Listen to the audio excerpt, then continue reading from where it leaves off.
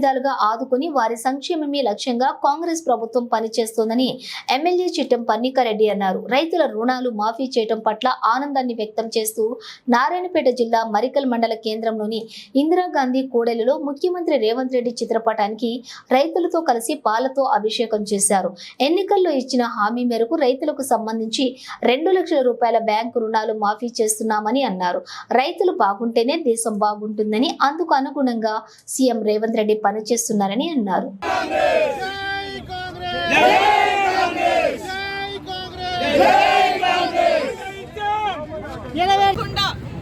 రైతుల కోసం నిలబడుతుంది, రైతుల సంక్షేమం కోసం నిలబడుతుందని మరొకసారి ఈ రోజు మనం నిరూపించుకున్నాం. కాబట్టి రైతులందరికీ కూడా మీ అందరికీ ఎవరైతే రుణాలు మాఫీ అవుతున్నా వాళ్ళందరికీ కూడా శుభాకాంక్షలు తెలుపుకుంటూ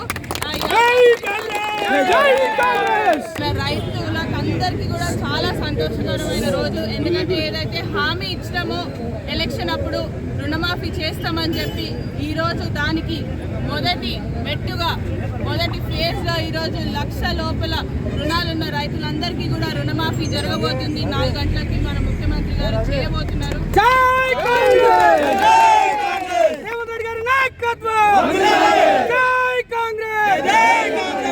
అదే విధంగా ఏదైతే మనం చెప్పినామో ఏకకాలంలో 2 లక్షల రైతు రుణమాఫీ అని ఆ మాట నిలబెట్టుకుంటున్నాం. దానికి ఘనత అంతా మన ముఖ్యమంత్రి గారు మన రేవంత్ అన్నకు పోతుంది. కాబట్టి రేవంత్ అన్నకు కూడా ప్రత్యేక ధన్యవాదాలు. దీంతో పాటు మన రైతులందరూ కూడా మన భవిష్యత్తు రైతాంగం అంటేనే మనకు అన్నం పెడితేనే రైతులు. అవునా? రైతులేంది రాజ్యం లేదు, అన్నదాత సుఖీభవ. అవునా? రైతులు సంతోషంగా ఉంటే ఏ ప్రభుత్వమైనా సంతోషంగా ఉంటుందని కూడా మీ అందరికీ మళ్ళొకసారి తెలుపుకుంటూ